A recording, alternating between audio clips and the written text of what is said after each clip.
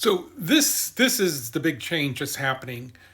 That I mean, we're not sleeping on it. We know it's happening, but this is changing how the development scene in the West, in particular, is being impacted.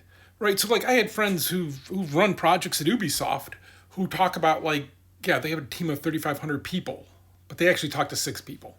Right. And then each one of those talks to a group, and they all have to travel around because they're all visiting, like, hey, our animators are in Prague or wherever. And it's salary arbitration, right? It's also salary arbitration, and then workers' rights kind of thing, right? Like the what they're gonna the environment they're gonna be in. Now, for some of this, like, right, because you can just pump it out and it's piecemeal, and it's just like making 3D assets. It's not to dismiss people who make 3D assets. There's very talented people who make things that just stand out. But there's a lot of schlock that can also just get pumped out and be good enough. And we see that, right? And so what we see is these big companies have already been doing this with studios, right? I've joked, and it's true. There are more studios made Far Cry 6 than, for the most part, made the Anacrusis employees. Meaning, for each employee we had, they had an entire studio of people. So yeah, we can't compete with that. And they're not competing with that, right? They're not competing with all Western. They're not all like in the San Francisco office. They closed their San Francisco office because they're going to go get people cheaper. But the other shift that's happening that I think is making some people really uncomfortable, and they're kind of sleeping on this part, is it used to be, well, hey, I'm going to be, and I would run into these guys who would go to these trade shows, and they'd be like, yeah, I outsource stuff to China. They make the game for me, and then I put my name on it. And I spend $200,000 making the game, and the game makes $500,000. I can just do this, every 2 years or every year, and this is how I make my living. Those guys are gone. Those are dead. So first of all, those middle of the road games don't make that much money anymore. So it's about like mobile, where it's about cost of acquisition, right? It's not about the quality of the game. And so these guys, that doesn't work there. And the other thing is this whole thing that we're so special. Oh, we're from the West. We understand games. We understand human nature. We understand people. Our expression of our art is more important than the expression of the art of somebody else from some other country because they're not as sophisticated as us. That's gone by the wayside, right? Like Wukong is a great example of a Chinese mythology, exploring Chinese myth, talking about Chinese myth, and making their own thing, and it doing really well. Now, some of that got propelled kind of out of order for it this year because the other shift that happened is in the Game Awards, they brought on a lot of press from that region as well. And those awards are voted on by the press.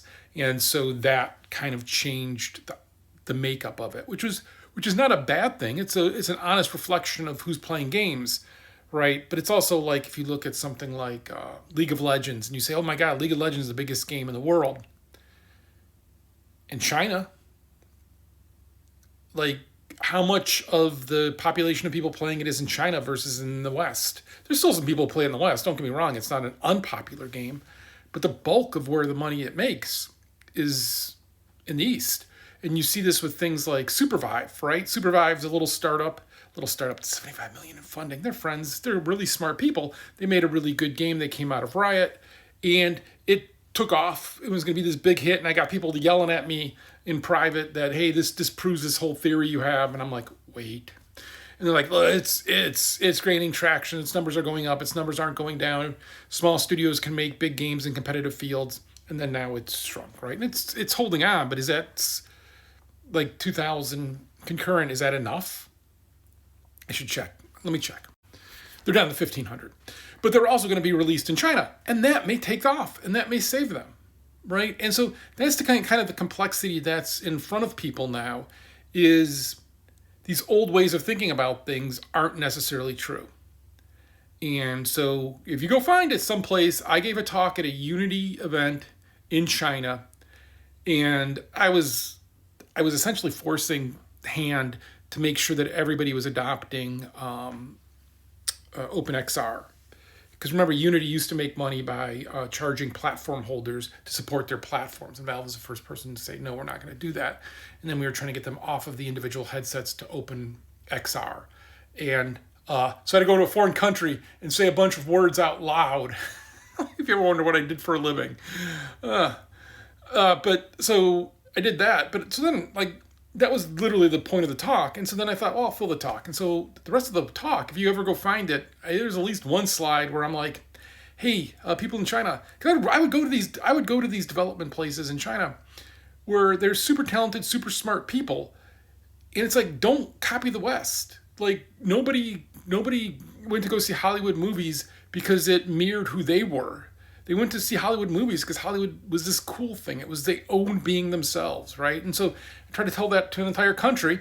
Not to say that's the reason why they did this, but I was definitely ahead of the curve of saying that to them. But like, and they're smart. They figured it out. But like, it's a thing you can think of for yourself as well. Is make the thing you can make that you want to make that you're good at, and those are going to be the things nobody else can make. And we're really going to be in this competitive field of this, right? Because if it's you can get outsourced, and if you're just phoning it in and you're not, putting it in, me and Eric used to joke. There's this guy at Valve that we would joke that we wish we could be him. Because he just put his head down, he worked, he didn't say anything, he never got into arguments, he never got into awkward situations, he never got called into people's offices to get reprimanded or whatever, right? And he just put his head down. And then like once every 2 years, he would put his head up and he would say something like, I'm sick of this shit, and then just go back to it. And I kind of respect that, but also, first, you want to get paid like the guy who gets into fights more than the person who puts their head down. That's the way the world works. But it's also like that's the person who's replaceable. And that sucks. And I'm not trying to talk bad about those people. I'm not trying to diminish them.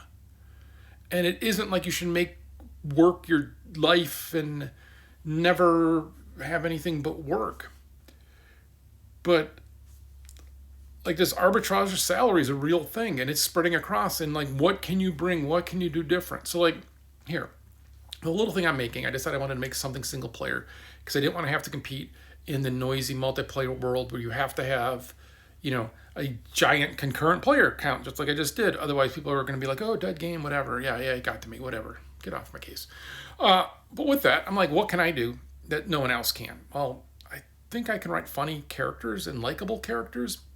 I think the characters in Anacrusis do that, but how they do it takes a while, and so you have to get into the game enough to get that. And so like once you get that, like in our Discord, people understand the characters and like the characters, and so I can do that. So what if I front load that and make it about that and make that the game, and then I do some design around progression and all the classic things, and I think of it as like I can't make Cyberpunk 2077, right? Like that's a giant team, just massive amounts of people that couldn't even make that game. That took them years to fix that game. But I can make one sliver. I can make like one episode and make that the game and make that very focused, but make that, good enough, funny enough that it resonates. And then charge cheap enough that it's not the full thing and it's a $10 game. That's like, that is the math that I have to do for this, right? And now, along the way, I want to work with other people. I don't want to just be a solo developer. So I'm creating something that I can then share with people and maybe get some funding. But I'm like, 3-4 people maybe we're going to do it with. We're going to keep really small. Because that's I want to work. I just want to work like that because big thing I'm done with. I'll never do that again in my life. But like I have to think of that. And then I'm thinking like, well, but I also like animation. I could outsource. I get a lot of, the outsourcing places are getting overwhelmed and hit by the downturn in the West, and so now they're scrambling, so they're making their own stuff. And like it's this whole thing, right? And so it's just like, I don't know. It is an uncertain times, which is why during uncertain times you invest in yourself and you lean into what you can do the best. That is my only advice in uncertain times, because who the hell knows? But this really is something you got to think about. And if you're entering the game industry, you got to think about what you're bringing more than just showing up to work. Which I'm not trying to dismiss just having a family and a life outside of your job. I guess it's kind of I like making games, so it's barely work. It's kind of fun. There's days.